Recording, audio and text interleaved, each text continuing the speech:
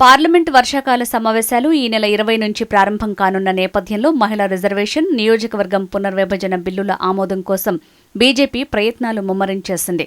ప్రస్తుతం మారిన రాజకీయ సమీకరణాల నేపథ్యంలో రాజ్యాంగ సవరణ బిల్లును ఆమోదింపజేసుకునేందుకు సమయం అనుకూలంగా ఉందని బీజేపీ భావిస్తోంది.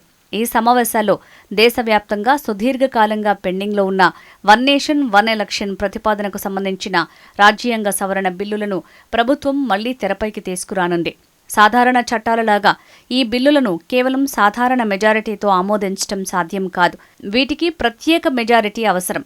అందుకే ప్రస్తుత పరిస్థితుల్లో ప్రతి ఎంపీ ఓటు, ఖాళీగా ఉన్న స్థానాలు మరియు రాజకీయ సమీకరణాలు అత్యంత కీలకంగా మారాయి.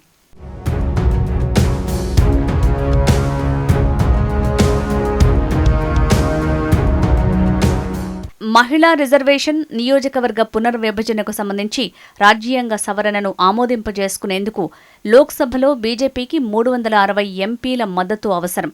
బీజేపీ సారథ్యంలోని ఎన్డీఏ కూటమికి ప్రస్తుతం 293 మంది ఎంపీల మద్దతు ఉంది.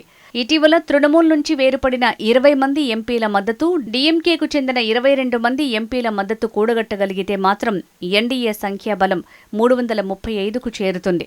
పలు ప్రాంతీయ పార్టీలు చాలా సందర్భాల్లో బీజేపీకి మద్దతుగా నిలిచిన నేపథ్యంలో సంఖ్యాబలం 340కి చేరుకున్నట్టేనని ఎన్డీఏ వర్గాలు భావిస్తున్నాయి. ఇటీవల మహారాష్ట్రలో ఉద్దవ్ ఠాక్రే వర్గానికి చెందిన 6 ఎంపీలు షిండే గూటికి చేరారు. వీరిని కూడా కలుపుకుంటే ఎన్డీఏ సంఖ్యాబలం 346కు చేరుకుంటుంది.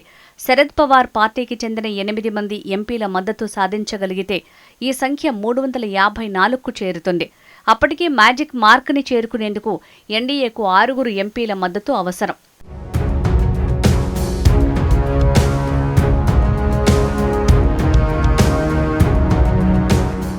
ఈ నేపథ్యంలోనే ఎన్డీఏకు అవసరమైన 6 ఎంపీల మద్దతు కూడగట్టేందుకు UP CM Yogi Adityanath, Maharashtra deputy CM Eknath Shinde, CM Fadnavis తదితరులతో హోంమంత్రి అమిత్ షా ఇప్పటికే పలు సమావేశాలు నిర్వహించారు. ఈ నెల 19న కేంద్రం ఆల్ పార్టీ మీటింగ్ను ఏర్పాటు చేసింది. ఈ సమావేశంలో ప్రతిపక్షాలకు తాము ప్రవేశపెట్టబోయే బిల్లులు, ఇతర అజెండాల గురించి వివరించే అవకాశముంది. మోడీ ప్రభుత్వం గత ఏప్రిల్ నెలలో ఈ బిల్లుల సవరణలో విఫలమైంది.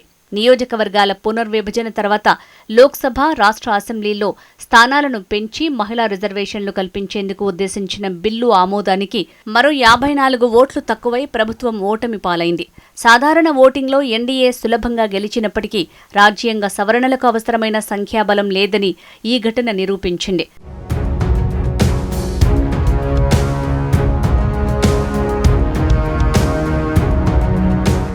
రాజ్యాంగ సవరణ బిల్లుల్ని తీవ్రంగా వ్యతిరేకిస్తున్న కాంగ్రెస్ ముందుగాని, ఆ పార్టీ మిత్రపక్షాల ముందుగాని బీజేపీ వ్యూహాలు ఫలిస్తాయా? 5 రాష్ట్రాల ఎన్నికల తర్వాత దేశవ్యాప్తంగా మారిన రాజకీయ సమీకరణాలు తమకు బాగా కలిసొస్తాయని బీజేపీ బలంగా నమ్ముతోంది.